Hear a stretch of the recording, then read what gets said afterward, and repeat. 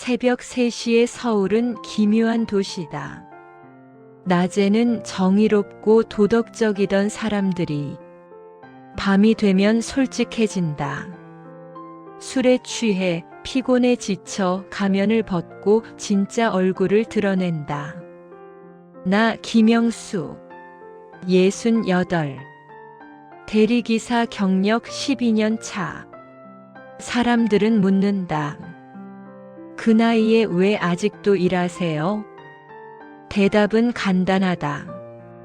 살아야 하니까.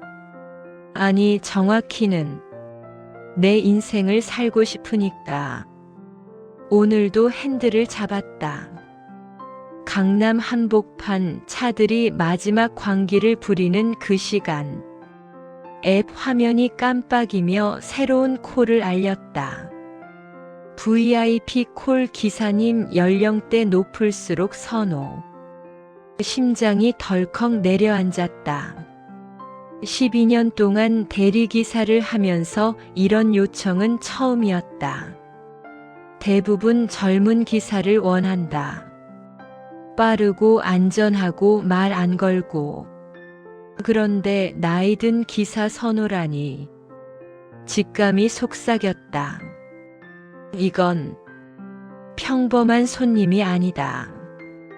하지만 수락 버튼을 눌렀다. VIP 콜은 수입이 좋다. 그리고 솔직히 호기심도 생겼다. 무엇이 이 사람을 새벽 3시에 나 같은 노인 기사를 찾게 만들었을까? 목적지는 압구정 뒷골목. 내비게이션이 안내하는 곳은 고급 주택가 한가운데였다. 가로등 하나 없는 어두운 길. 차 한 대가 엔진을 끄고 서 있었다. 고급 세단이었다. 제네시스 GV80 최소 8천만 원은 좋게 넘는 차. 부자네. 나는 천천히 다가갔다. 그때 운전석 문이 열리며 한 남자가 내렸다. 50대 중반쯤 되어 보였다. 정장 차림이었지만 넥타이는 풀려 있었고 셔츠 소매는 팔뚝까지 거쳐 있었다. 그런데 이상한 점이 있었다. 그의 오른손 손등에 선명한 상처가 있었다. 피는 말라 있었지만 오래되지 않은 상처였다. 기사님, 김영수님 맞으시죠? 그의 목소리는 지나치게 차분했다. 차분한 게 아니라 감정이 없었다. 마치 모든 에너지를 다 소진한 사람처럼. 네, 맞습니다. 다시요? 그는 고개를 끄덕이고 조수석에 탔다. 차 안으로 스며든 그의 채취는 묘했다. 비싼 향수 냄새와 술 냄새가 섞여 있었다. 엔진을 걸었다. 내비게이션에 목적지를 입력하려는데 그가 먼저 말했다. 서울대병원 장례식장으로 가주세요. 순간 등골이 서늘해졌다. 새벽 3시. 장례식장. 이 사람. 설마. 하지만 묻지 않았다. 대리기사의 철칙. 손님의 사생활엔 관여하지 않는다. 차가 출발했다. 한강대교를 건너는 동안 그는 한마디도 하지 않았다. 나도 말을 걸지 않았다. 그런데 이상했다.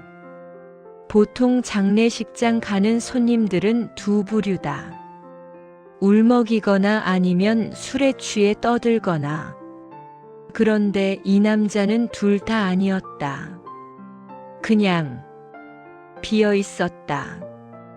한강대교를 지나 동작대교로 접어들 때였다. 기사님, 그가 갑자기 입을 열었다. 아드님 있으세요?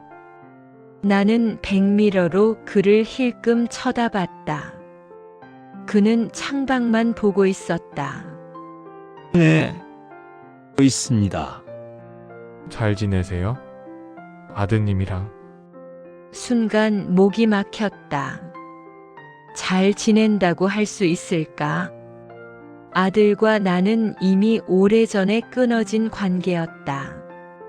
정확히는 연결되어 있지만 작동하지 않는 전선 같은 관계. 뭐, 그럭저럭이요. 그럭저럭. 그가 중얼거렸다. 그리고 씁쓸하게 웃었다. 참 신기하네요. 다들 그렇게 말하더라고요. 그럭저럭. 가족인데 가장 애매한 관계죠. 나는 대답하지 않았다. 대답할 수 없었다. 그는 계속 말했다. 저도 오늘까지는 그럭저럭이었어요. 아들이랑. 근데 오늘 모든 게 깨졌습니다. 무슨 일 있으셨습니까? 물어보지 말아야 할 질문이었다. 하지만 입이 먼저 움직였다. 그는 잠시 침묵하더니 천천히 입을 열었다. 오늘 저녁 아들이랑 싸웠어요. 아니, 싸움도 아니었죠. 그냥 제가 한마디 던졌을 뿐이에요. 무슨 말을요? 너도 결국 나처럼 될 거다. 그 순간 차 안의 공기가 얼어붙었다. 그 한마디에 아들이 폭발했습니다. 나는 아버지처럼 살기 싫다고. 아버지 같은 인간 되느니 차라리 죽겠다고. 그의 목소리가 조금씩 떨리기 시작했다. 그리고 집을 나가버렸어요. 대문을 쾅 닫고 전화도 안 받고 문자도 읽지 않고. 나는 핸들을 꽉 쥐었다. 왠지 모르게 가슴이 답답해졌다. 기사님, 그가 다시 말했다. 웃긴 건요. 제가 20년 전에 우리 아버지한테 똑같이 했다는 겁니다. 네, 저도 아버지한테 똑같이 소리쳤어요. 나는 아버지처럼 안 살 거다. 아버지는 가족한테 무관심하고 일만 하는 로봇이다. 그는 쓰게 웃었다. 근데 지금 보니까 제가 우리 아버지 복사본이 돼 있더라고요. 일만 하고 가족한테 무뚝뚝하고 감정 표현 못하고. 나는 아무 말도 할 수 없었다. 왜냐하면 나도 똑같았으니까. 차는 이제 서울대 병원 방향으로 접어들고 있었다. 그는 계속 말을 이었다. 저는 평생 아버지를 원망했어요. 왜 나한테 관심이 없었는지, 왜 내 학교 행사에 한 번도 안 왔는지, 왜 생일도 기억 못했는지. 그의 주먹이 떨렸다. 그런데 말입니다, 기사님. 오늘 제 아들이 저한테 똑같이 말하는 걸 듣는 순간 깨달았어요. 뭘요? 제가 우리 아버지를 이해한 적이 없었다는 걸. 나는 숨을 깊게 들이마셨다. 아버지도 힘들었을 거예요. 가족 먹여 살리려고, 체면 지키려고, 무너지지 않으려고. 근데 저는 그걸 몰랐어요. 아니, 알려고 하지 않았어요. 그래서 오늘 장례식장에 가는 겁니다. 순간 심장이 철렁 내려앉았다. 어제 아버지가 돌아가셨거든요. 서울대 병원 장례식장 주차장. 새벽 3시 40분. 주차장엔 차 몇 대만 덩그러니 서 있었다. 나는 엔진을 끄고 그를 바라봤다. 그는 차에서 내리지 않았다. 그냥 앞을 응시하고 있었다. 기사님, 네, 제가 왜 나이 많은 기사님을 선택했는지 아세요? 나는 고개를 저었다. 아버지 또래분한테 듣고 싶은 말이 있었어요. 무슨 말을요? 그는 천천히 나를 바라봤다. 그의 눈은 붉게 충혈되어 있었다. 제가 아버지처럼 살지 않아도 되는지, 제가 제 방식대로 살아도 되는지, 그걸 아버지 또래분한테 듣고 싶었어요. 나는 말문이 막혔다. 아버지는 끝까지 저한테 아무 말도 안 하셨어요.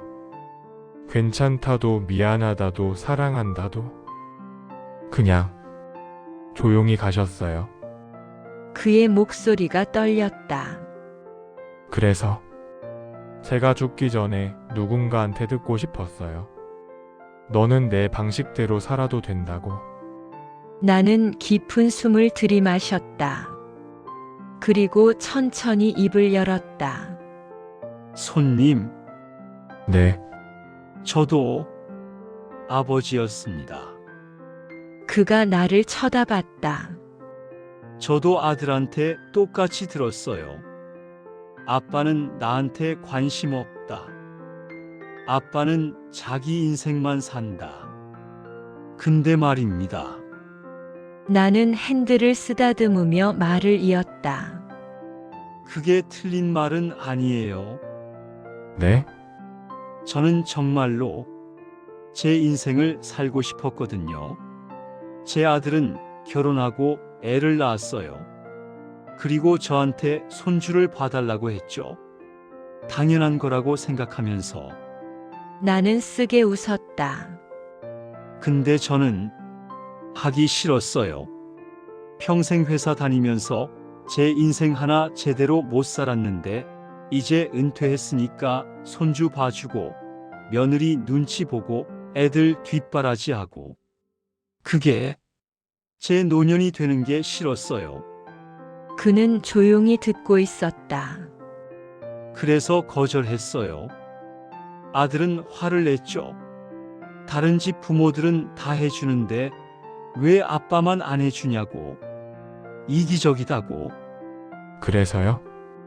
그래서 이렇게 대리기사 하면서 살고 있습니다. 제가 원하는 방식으로, 제가 원하는 시간에. 나는 그를 똑바로 쳐다봤다. 손님, 제가 드릴 수 있는 말은 이겁니다. 아버지처럼 안 살아도 됩니다. 그의 눈이 흔들렸다. 누구 인생도 복사할 필요 없어요. 아버지 인생도 사회가 정해놓은 정상 인생도 당신 인생은 당신 겁니다. 그는 그 말을 듣는 순간 눈물을 흘리기 시작했다. 그리고요, 나는 마지막 말을 덧붙였다. 아버지를 이해 못했다고 자책할 필요 없어요. 우리 세대는 말을 안 했으니까. 근데 당신은 아들한테 말할 수 있잖아요. 아직 늦지 않았어요. 그는 한참을 울다가 천천히 차에서 내렸다. 기사님, 감사합니다. 별 말씀을요. 그는 장례식장 쪽으로 걸어갔다.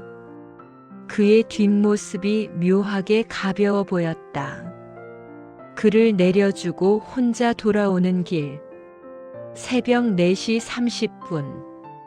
하늘이 조금씩 밝아오고 있었다. 나는 핸들을 잡고 생각했다. 나는 제대로 살고 있는 걸까? 휴대폰이 진동했다. 아들에게서 온 문자였다. 아빠, 이번 주말에 애들 좀 봐줘. 처가 약속 있어서. 예전 같았으면 그냥 알았다고 답했을 것이다. 하지만 오늘은 달랐다. 나는 천천히 답장을 썼다. 이번 주말은 어렵다. 아빠도 약속 있어. 전송. 그리고 한 줄을 더 추가했다. 아빠도 아빠 인생 좀 살고 싶다. 메시지를 보내는 순간 가슴이 뻥 뚫리는 느낌이었다. 죄책감 조금 있었다. 하지만 후회는 없었다. 나는 창밖을 바라봤다. 서울의 새벽은 아름다웠다. 희뿌연 하늘, 잠에서 깨어나는 도시, 아직 시작되지 않은 하루. 오늘 나는 두 남자를 만났다. 하나는 아버지를 닮아버린 중년 남자. 하나는 그 아버지의 그림자. 그리고 마지막으로 그 모든 걸 목격한 나 자신. 누구 인생도 대신 살아줄 수 없다. 내 인생은 지금부터가 시작이다. 일주일 후 나는 또 핸들을 잡고 있었다. 새벽 2시. 앱이 울렸다. 일반 콜이었다. 픽업 장소로 향했다. 문이 열리고 손님이 탔다. 익숙한 얼굴이었다. 기사님, 그였다. 일주일 전 장례식장으로 데려다 줬던 그 남자. 손님, 또 만나네요. 네, 깜짝 놀랐어요. 앱 열었는데 기사님이시더라고요. 그는 훨씬 밝아 보였다. 얼굴에 생기가 돌았다. 그날 이후로 아들이랑 통화했어요. 오, 그래요? 네, 제가 먼저 사과했어요. 그리고 말했죠. 나는 너처럼 살고 싶다고. 아들이 울더라고요. 그리고 말했어요. 아빠, 나도 아빠 이해 못해줘서 미안해. 그는 환하게 웃었다. 기사님 말씀 덕분이에요. 제가 제 방식대로 살아도 된다는 거. 나는 미소를 지었다. 잘 됐네요. 기사님은요? 아드님이랑은 어떻게 되셨어요? 나는 잠시 생각하다가 대답했다. 아직 서먹해요. 근데 괜찮아요. 서서히 풀리겠죠? 그럼 됐네요. 차는 밤거리를 달렸다. 그리고 나는 깨달았다. 인생은 완벽하지 않다. 가족 관계도 아버지와 아들 관계도. 하지만 그게 전부는 아니다. 중요한 건 내가 나답게 사는 것. 그리고 그 선택을 후회하지 않는 것. 새벽 3시의 서울은 여전히 기묘한 도시다. 하지만 이제는 안다. 이 도시 어딘가에 나처럼 자기 인생을 살기 위해 싸우는 사람들이 있다는 것을. 그리고 그게 틀린 게 아니라는 것을. 나는 오늘도 핸들을 잡는다. 68 백발 대리기사. 하지만 이제는 확신한다. 내 인생의 주인공은 나라는 것을. 그리고 이 이야기를 듣는 당신도 당신 인생의 주인공이라는 것을. 이 이야기를 듣고 당신은 무엇을 느꼈나요? 가족의 요구와 나의 삶 사이에서 당신의 선택은 무엇인가요? 당신도 누군가의 당연함 속에서 자신을 잃고 있진 않나요? 그리고 만약 이 이야기가 당신의 마음을 울렸다면 좋아요와 댓글로 응원해주세요. 당신의 인생은 누구도 대신 살아줄 수 없습니다. 오늘부터 당신이 주인공입니다.